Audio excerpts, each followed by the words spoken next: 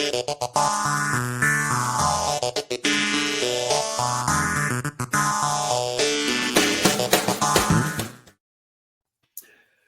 and welcome to this episode of Acrinos Access. I'm your host, Eric Matei, joined today for episode 2 of a multi-part series we are doing with Dr. Glenda Aleman, all about myopia management. And y'all, this episode is all about myopia management in your practice. Dr. Aleman is going to share some tips for how you can successfully launch the myopia management specialty in your practice. Dr. Aleman, thank you again for joining us here in this series of Acrinos Access.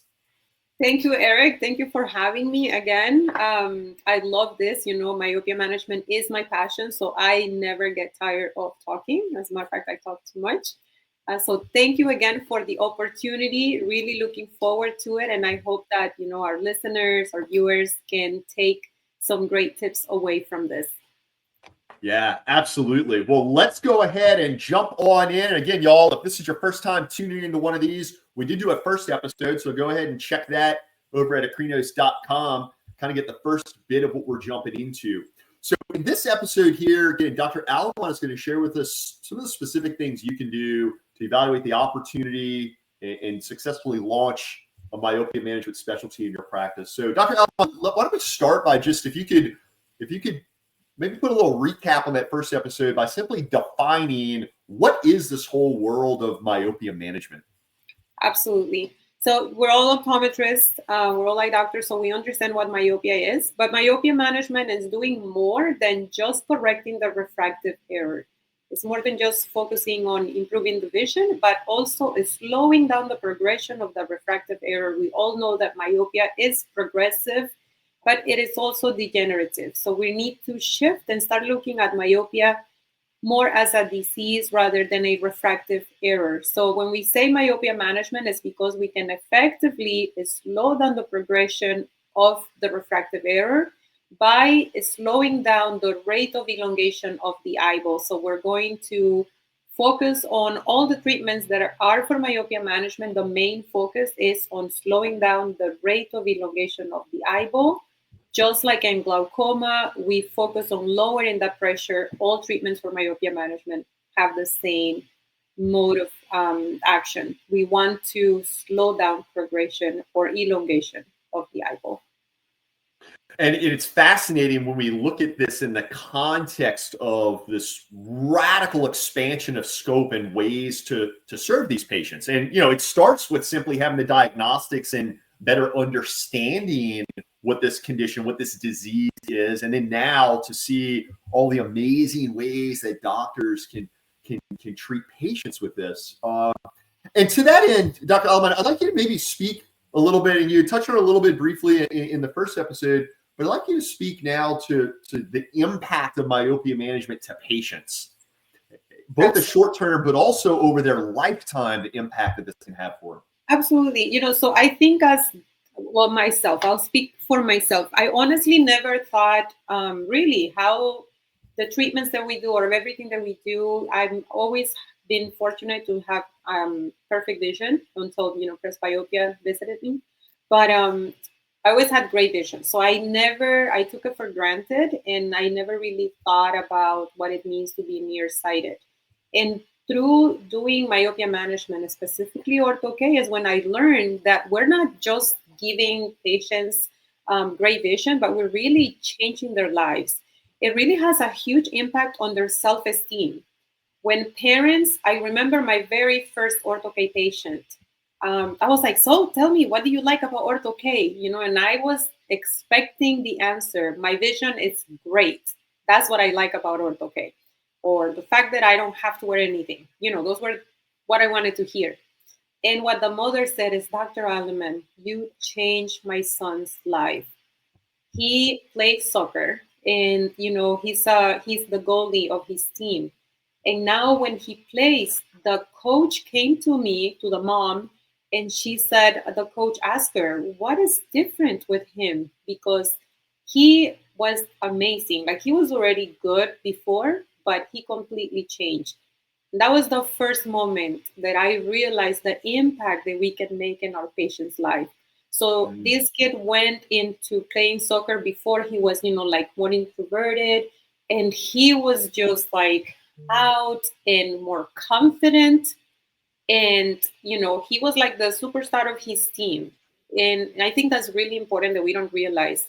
And which is one reason why I love Ortho K, because Ortho K really has a huge impact on these kids' confidence level. And now that was my first story with my first patient. But just recently, I did a testimonial with a mom. She literally asked me, "Can I do a testimonial for you?" And I was like, "Sure, okay, let's get the phone ready and everything to record the little video." And she said, "More people need to know about this." And she said, "This really changed my daughter's life, because now whenever she faces a challenge, she faces a difficulty, you know what she says? You know what? I got this. I can do this." And this is a mom and daughter who are both doing Ortho K. And she said, which this was new to me. And she said, the mom, she said, "Dr. Aleman, you don't realize what you did for her. Not only we're so grateful to you because you corrected her myopia is stable and it's not progressing, but she is so confident now. Whenever she has a challenging task, she says, you know what? If I can put contact lenses in my eyes, if I can do Ortho K, I can do anything." And that was just like, oh my God, that just, it's That like is awesome. and this was just, like recently. So there are so many testimonials like that. So, it's just so much more than just correcting their vision. I mean, slowing down myopia, literally changing their life for, in the future, but what it's doing to them personally. So the instant gratification and how we're literally affecting their self-esteem and the way that these little kids go around in the world. I mean, that has no price, right? That is like, Yeah, for me, love that's it. the biggest joy, is the biggest reward that I get. Yeah, that's so awesome to hear, Dr. Aleman. And I recall you mentioning in episode 1 of this series, which, by the way, y'all, if this is your first time catching me and Dr. Aleman here on this episode of Access, catch episode 1 where she shares some really great insights on just kind of identifying the opportunity and some of the facts that are out there around myopia management. But what she shared there in that first episode was what inspired her to pursue this. And Dr. Aleman, do you recall what you had said? Because I do. And it was it was all about the patients. It was your passion for the science and your passion for serving these patients. That was your drive, not how it's going to impact profitability of the practice, which obviously, look, in Acrinos, we're all about profitable, sustainable businesses. But the why needs to go so much further than just the dollars and cents to really make it happen. So I love hearing you say how it's all about the impact and that confidence boost that you're giving to these youth, and realizing also that it's not only in the short term of giving them good vision and boosting that confidence, but also we're radically impacting the progression of that disease. And that's where we look over lifetime and see how tremendously impactful this can be to their overall vision and eye health. Dr. Aleman, I'd like to now maybe shift gears and jump into some of the nitty gritty of the myopia management process, right? From standards of care, what the patient experience is like, the different, equipment and products that are utilized. Maybe you can speak a little bit of the day-to-day operations of Absolutely. providing So, myopia care. I'm sure most of you who are watching already know, but I'll just do a quick recap that the treatments that we have available right now in the US is orthokeratology, Ortho K, or night lenses. We have the dual focal lenses or extended depth of focus daily disposable lenses for myopia management, and we have those low dose atropine. Soon to come are going to be the spectacles for myopia management. So with that being said, I personally, you don't have to, but I highly, highly encourage anyone who is thinking about implementing myopia management into their practices to get an instrument to measure axial length, because axial length monitoring is the best way to know whether or not any of these treatments are being effective in slowing down the progression. Now, you don't have to have a biometer to get started, but if you ask me what do I need an additional to, my traditional equipment, I would strongly suggest that you get a biometer. Now, if you're thinking or considering doing orthokeratology, of course, I would say you need to have a topographer. Luckily, there are several instruments that are combination of, measure axial length, and you can get a topographer of 2-in-1. There's also great, topographies that is just if you want to have like the best topographer, you can have a topographer and then later on get a biometer.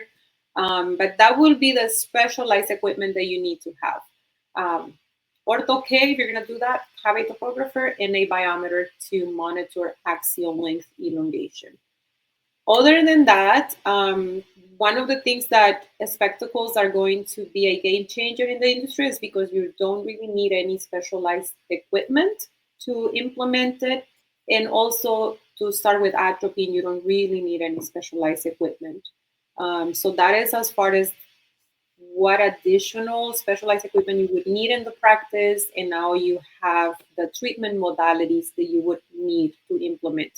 Now, one thing that is really important is staff training. Myopia management is so much more about education than anything else. Education to the patient, to the parent is really important because, often when I do panels, the question is like, what is the best treatment for the patient? All the treatments that we have right now are highly effective. And, I remember I got this from Mark Bullimore. Mark Bullimore said the best treatment for the patient is the treatment they're going to use. And you're only going to learn or figure out what is going to be the best treatment for that one specific patient. Earlier, we talked in the previous episode that myopia management needs to be a holistic approach where we're looking at not just the refractive error and, what are the corneas, what is the base curve of that cornea, but we also need to look at the child as a whole, along with evaluating the family dynamics. So you have to consider all of that to consider what is the treatment that this child is going to be most likely to actually wear, to use. So that's very important. I think we have the equipment, we got the treatment modalities, and how to select, the best treatment for that patient, taking a holistic approach. And after that, I don't know, Eric, if you want me to keep going or you want me to go into something more specific here with that. Well, and that actually, Dr. Aleman, you hit on some really, really what I deem exciting things going on, right? And that's that if we reflect on, Dr. Aleman, I've been in the industry since 2010, and in my 15 years around the industry, it has been absolutely fascinating to see this evolution of myopia management. I mean, whether we're talking research regarding the prevalence, whether we're talking about, I know you mentioned some of the really remarkable diagnostics that are now utilized to be able to measure topographies and axial length, and then ultimately getting into these treatment options. And the fact that there are ever more treatment options that are coming to market, right? We have orthokeratology. We have, this world of soft contact lenses and dual focus soft contact lenses. We now have low dose atropine. You mentioned that spectacle lenses are on the horizon. There's going to be some big announcements coming. So it's really fascinating to see how It's really fascinating to see how industry and doctors have shown up to meet this massive, massive public health need, and that's tremendously inspiring. So now let's maybe shift gears and maybe look at this from the perspective of the patient. So now we understand what the process looks like regarding the tools that are used for diagnostics, regarding some of the products and solutions that can be implemented for that patient to utilize. Now let's look at this through the lens of the patient. So consider you have a candidate in your chair right now. Maybe walk us through a little bit of, what the consultation conversation looks like. Then when you call them back and start discussing the options, walk us through some of that.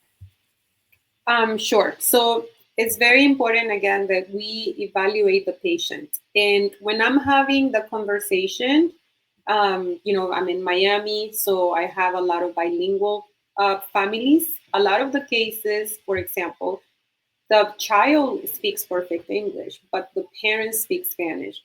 So I will shift to the child and I would say, okay, sweetheart. And, I talk to my patients like that. And I said, okay, I'm going to be talking to you. First and foremost, I ask them, would you like me to talk to you in English or Spanish? Or, sometimes might be Creole. And that's very important to me because the moment there's so much more depth to that conversation or that question is because I am letting that child know that he is the most important person to me in that room and that I really, really value his feedback to me and I'm giving him all my respect. And I think it's really important as a physician to establish that level of trust and respect, to have that rapport with the patient. And, yes, the parent is there, but, just the parent seeing me do that, I don't need to convince the parent. I don't need to do because, we're all parents. And the moment you see someone treating your child with love and with compassion and with true care, you're okay. You as a parent, you're gonna let down your guard. So to me, that patient, one-on-one patient communication is really important. I talk to the child and then I say, make sure if you have any questions to let me know. And finally, I always present all the options because I want this to be a mutual decision between the child, the parent, and myself. And I said, okay, so what do you think of all these treatment options? Because then I don't have any convincing to do, right? The moment they get back to me and they say, oh, I don't want drops, which is a lot. The kids, I don't know why, they don't like drops. And then they say, I don't like the drops. So I'm like, okay, so what are you thinking? And I let them tell me. I want the night lenses. This is why I do a lot of night lenses. I do a lot of ortho-K because I have a very good rapport with my patient and I educate them, but I do take into consideration what they want to do. If they say I want to start with the drops, I'm like, that's great, no problem. We're gonna start with the drops, and then we talk about it with the parents. And a lot of the times, the parents want to do ortho-K, but for me, it's really important to establish that relationship with the child and go at their pace. So for the kids, it's very important to get them involved. I also make sure that they understand that this is very serious and important that they are in compliance with whatever treatment we decide to go with. Again, the parent, they're a parent. They all want to do what's right for their kids. And they once you take care of that patient, once you take care of that child, the parent is okay. They trust you and they will go with whatever treatment between you and the patient decide that is the right treatment. Of course, the parent has to be on board, but usually they are already on board. They brought their kid because they care for them and they're ready to do whatever it takes to help their child. Really, really remarkable insights there, Dr. Aleman. I think the first call out is 100% attention to the patient. Evaluate the patient, develop the trust and rapport with the patient. And I think that is so, so powerful, right? And really goes a long way. And the other thing you brought up that I think is also really important is that the treatment option selected, it's going to be the treatment option that they're going to use. And if we think of usability, it revolves around two things with care, right? One is compliance, right? I mean, they need to follow protocol to get the results, right? But the other piece regarding what's the best treatment, there's a compliance piece, utilization to ensure the results, but there's also the accessibility piece. And that's something that I believe is tremendously inspiring and exciting about the future of myopia management, right? That now there are more and more options out there. It's not just one option of very expensive, very advanced contact lenses with a very lengthy, but truly now we've got ways to serve patients at various price points. And it's when we start talking about this way that we can be more accessible to patients and their families that you can And you can really then set yourself up, I think, to have a myopia-only practice, such as what you've done with OK Love. So really great insights across the board. Dr. Aleman, I'd like to now shift things. We talked about the opportunity. We talked about operations, the role of your team, the importance of training. We talked about some of the equipment and treatment options available. Let's talk a little bit about the marketing side, because I think that's what intimidates a lot of doctors as they're exploring incorporating a specialty into their practice. It ties back to marketing. How do we price this stuff? How do we advertise this stuff? How do we get in the community and establish ourselves as a referral base, like the center to pull referrals in? So why don't you share with us a little bit about your experience and maybe also some of what you teach in the boot camp around this stuff? Absolutely. So I have to be completely transparent, and marketing is probably not my strongest suit. It's something that I'm constantly working on and trying to improve. I'm going to share what has worked for me, but definitely by all means, I am not a marketing expert. But I do, I know that marketing is really important. Now, marketing for myopia management is very different because it's not like advertising eye exams, right? So I think that for myopia management, what has worked for me a lot is word of mouth. That's by far the biggest and the greatest marketing. Is you have a happy patient, they're gonna go and they're gonna tell 10 more patients. With kids, they're always on. The kids that come to my office, they're in 3 or 4 different sports. I don't know how they do it, but they're very involved in different sports. So I always tell the parents, I actually don't even have to tell them, because they come back and they tell me, oh, I went back and their coach was like, wait, what happened to their glasses? Why are they not wearing glasses? And then when I told them about it, they were like, oh my gosh, really? And my parents, the parents of my kids, they're always like, you know what, Dr. Aleman, we're like a walking billboard for you. We're telling everybody. And that is honestly the best advertising that you can do when it comes to specialty, when it comes to myopia management. The other thing that I always talk about, and most private practices are not going to be like a referral center like I am. So I do a lot of other outreach to other doctors so they can refer me patients. But a lot of the private practices, realistically speaking, they're going to grow their practices organically. So it's important that if you're planning to have a myopia management practice, you have the pediatric base.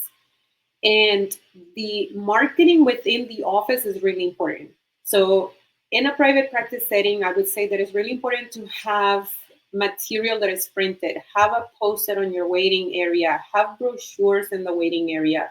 And, I know that nowadays we go a lot into the digital marketing, but I believe that having something like in paper is still powerful. I know it works because it works in my office. So people like having something to hold on to. A lot of the times, you'll be surprised how many adults that are there by themselves. They're just waiting, so they pick up the brochure that is on the little waiting table. And by the time they get inside my room, they're like, what is this? I never heard of this. And this is an adult who's there just to get their eye exam.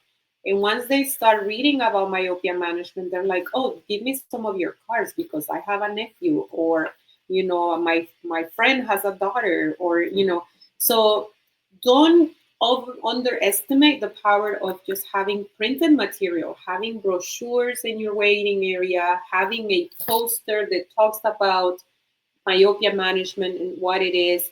And basically in my office, we have it from the moment you're sitting in our waiting area. We have this poster talking about myopia, what it is, what are the risks, and what are the treatments available. Then when they're sitting waiting for them to be pre-tested, there are posters and brochures on the table. They go into the pre-test room. There is more stuff on the wall. And when they come into my office, I still have those flip charts that I got years ago from Paragon. I have them from Cooper Vision. All these companies have already printed material, which it was not available when I started doing myopia management. But now we have so many resources that are available to doctors that you can have them everywhere in your office. That's what I would say. So you can grow your practice organically. And every time I have a myopic patient, whether it's a child or it's an adult, I talk about myopia management.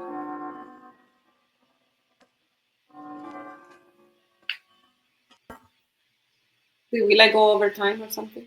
I Huh? heard Oh no, that was just a lovely chime from our lovely timepiece over here. But no, what I was going to mention, Dr. Alman, this theme that you've touched on in marketing, what I'm picking up on it is it's all about the surround sound, right? And I think it's something that is you mentioned. Sure, the world of digital media is incredible. I mean, you need digital media in this day and age to compete, to thrive, but in the context of deploying specialty, the need for surround sound, the need for prints, the need for engagement in the office is huge, right? Because once again, I mean, this is to many degrees where we're changing thinking. I mean, I know those of us around the industry, we talk myopia management like we talk anything else in eye care, but to your average person on the street, this concept of myopia management is still kind of you know. So having it surround sound in the office, positioning your practice as the authorities, the experts, and also opening up that understanding of all the ways those patients can be served, which I think also speaks back to some other things we touched on just regarding the scope of care and the fact that there are options, and these options are ever more accessible to patients, whether it's based on price, whether it's based on compliance and utilization of the therapy. Really remarkable stuff through and through. Before we move on, I do want to add something that is really important, and it ties into the marketing, in-office marketing, and that is the staff. And earlier we talked about making sure your staff is properly trained on myopia management. So that's going to go back to that. Starting with the staff. So the moment that somebody checks in, and my staff is trained to talk about myopia. So the moment they see those glasses, and then they take them to the pre-test room, they read the prescription, and they see the AR, and then they'll see, okay, these glasses were -2, and now these kids just did an auto refraction, and the auto refraction is showing -3. My technicians, I cannot even say they're like they just like automatically have it within them to start talking to those patients about myopia. And they're like, oh, it looks like your child's prescription got worse. Here is this brochure. If the parent doesn't already have it in their hand, you should start reading about this, because most likely Dr. Aleman is going to talk to you about that. And a lot of the times, by the time I see them, if they have been waiting, especially if they're in the Walmart location, they have been waiting there. They already read that brochure. And when I get to them, they're like, so did it get worse? Okay, what about, tell me about these lenses. And, and it's such a music to my heart when the parent is already, they already started thinking about it. They have been sitting there waiting to hear, what is the diagnosis for today? Did it get worse?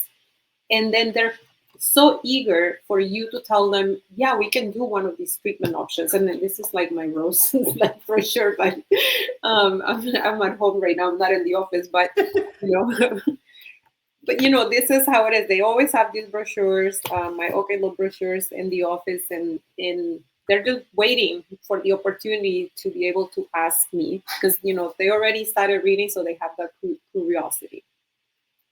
Yeah. Great insights through and through there, Dr. Aleman. And I think, look, the degree to which you've got your team positioned and trained up so that they can identify the need, right? They don't need to go tap you while you're in the room with another patient. They know what to look for to plant the seed, right? Perhaps provide that patient or the parents of the patient with some items to kind of study on or review, and plant the seed for that patient or parent of patient to then engage the conversation with you. And I think all of these points, if I think back to these insights you shared in this episode, Dr. Aleman, as well as those insights you shared in episode 1, which, by the way, viewers, if this is your first and only time catching up with Dr. Aleman here at Aquinas Access, be sure you tune into the prior episode we recorded. But what I was going to mention here, Dr. Aleman, is that in both of these, you shared a lot of really great insights that really have to do with positioning a practice to go all in on this specialty, right? I mean, that's really, and for our viewers out there, go check out what Dr. Aleman has created, oklove.com. What is that? That is a myopia management only practice she has built in Miami. So these insights are coming from someone who is, it's not like she just read this in a blog and has a couple patients, but Dr. Aleman is growing a thriving practice solely focused around myopia management. Dr. Aleman, I know it's only a matter of time before we're going to do another episode, but I think our time, and for that matter, kind of what we outlined to touch on in this episode is wrapping up. But before we go, I know you got a lot of amazing ways that you can help doctors, such as with the OK Love myopia management boot camps. I know you always make yourself accessible to doctors out there. You're very active in LinkedIn. You're open to doctors reaching out to you. So if folks would like to learn more, connect with you individually, how's the best way for them to go about that? So best way is you can text me. My phone number is 954-854-7910. You could email me directly at gmohip@gmail.com. And lastly, you can go to my website and we have a contact information there. So you can put in your information and we can get back to you. So those are the 3 ways you can get in touch with us. We are having a planning meeting soon. So we will be releasing the date of our first bootcamp for this year. Hopefully doing something with Acronos. And, I have 2-3 exciting projects on myopia management that, I cannot wait to share. But for right now, that's all I can say. But a lot of amazing things happening this year. And, it's just gives me so much satisfaction to help you guys implement myopia management and, to be able to help my patients directly. But at the end, to help all of our patients together. So thank you, Eric, for this opportunity. Dr. Aleman, thank you so much for joining us on these episodes of Acronos Access. Really fascinating pearls that you shared regarding the world of myopia management in your practice and tips for how doctors can successfully launch myopia management specialty in their practice. So, hey, y'all, if you want to connect with Dr. Aleman, head on over to orthoklove.com. Check out what she has built in her myopia practice. You can reach out to her. Her email address is there on the screen, gmohip@gmail.com. You can also call and text her at the numbers provided. And hey, to all of our viewers out there, no matter where you are in your private practice journey, whether you're cold starting or purchasing or in those early years of ownership, whether you're hitting the peak earnings years of your practice, or whether you're eyeing retirement, looking to bring on a partner or transition your practice, head over to Acronos.com. Check out how our solutions and advisory can help you achieve your goals. Dr. Aleman, thank you again so much for joining us here on Acronos Access. Thank you, Eric.